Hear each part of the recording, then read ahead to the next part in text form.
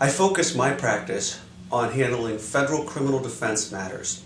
Generally, I handle possession with intent to distribute cases in the Northern District of Ohio.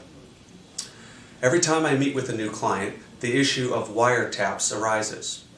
What you need to know about a wiretap is that the federal government, through either the FBI, the DEA, and the United States Attorney's Office, is able to obtain a Title III wiretap by requesting a federal judge to sign off on it.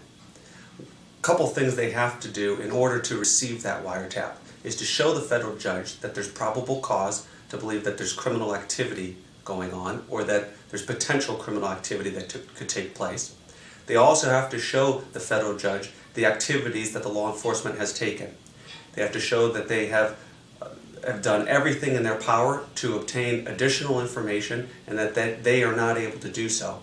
And they have to show that any additional investigation that they could use is too dangerous for the officers.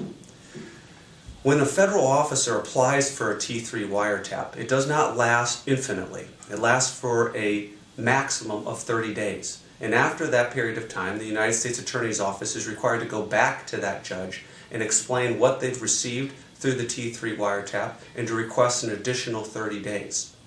Generally, in the Northern District of Ohio, those judges will give an additional time period for the U.S. Attorney's Office and also those law enforcement agencies to obtain the wiretap.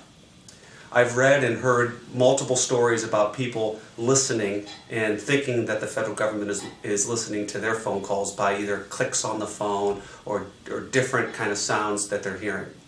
I can assure you that the federal government makes no sounds when they're listening to your phone calls, and you would not be able to determine whether they are listening. In an abundance of caution, it is important to realize that if you are or fear that you're under investigation by a federal agency, that you do not use your phones. It's important that you contact an attorney to discuss these matters with them and to come up with a game plan of how to determine whether you are under investigation and what kind of investigative means the federal government is using.